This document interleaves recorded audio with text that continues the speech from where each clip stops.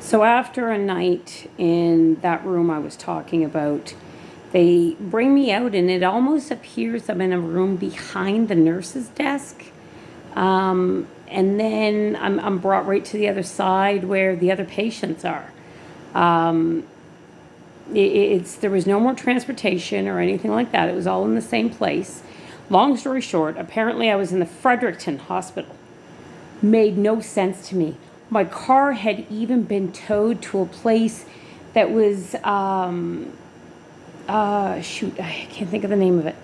Anyway, it was before Sussex, but after Hampton. So back, it was quite the joyride trying to get there to get my car. Cost me $400 friggin' dollars is what it ended up costing me, and thank God for a good friend, because I wasn't there without her.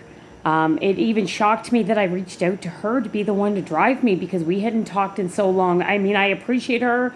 It all worked out. Everything was okay, but it was a strange, strange circumstance. My God, it was a strange circumstance. But anyway, yeah, so Fredericton is where I ended up being.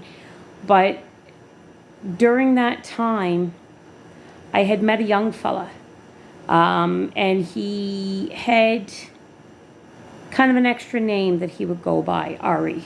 And a lot of the voices would talk about Ari, talk about Ari, talk about Ari, but there was no real picture of what they knew or any of that, and they weren't connecting my moment or my circumstance or anything like that, but there was a connection to Ari, and I didn't know something. But anyway, long story short, Ari gave me, we had many conversations for one. We didn't spend entire time. Ari seemed very social when it come to expressing what he felt he needed to express. He associated with a lot of people in the hospital. Anyway, I was one, and we had some great conversations. And he gave me a French Bible that had a lot of writing in it that later made sense to me. His phone number is in it. I've called him since. I just called him this year, actually. But it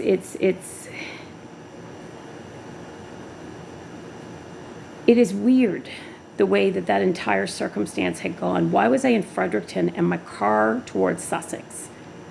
Why is this? I was with my car when the ambulance picked me up, and nobody had any answers for me. None.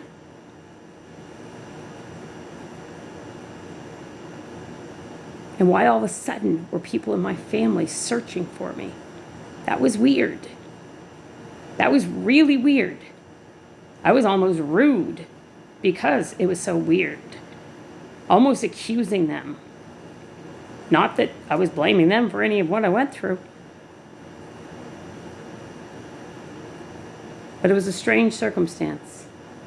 I did stand for myself, though. Doctors don't like that part. They don't like when you stand up against what you know. Nope, because as far as they're concerned, they know better. They know better. Don't matter what your mind has to say, because I'm telling you, this is what we know. Even though this, and this, and this, and this, and this, and this, and this, and this don't align with anything that we know, we're saying we know better. That's all foolish foobar. Means fuck all because we know. That's how doctors are. Right? No new science. Nope. No. Human brain hasn't changed at all. Really, how could it have, right? Any differences in the world? I don't see any reason for change. I just know all the answers, right? Because I'm the medical professional. Got all the science, right? So what is it June's going through, and why? How many have gone through something like this, and why? How similar are some schizophrenics, schizoaffective, bipolar? What similarities do we have out there? Who might have an answer that another was waiting for? Interesting, eh?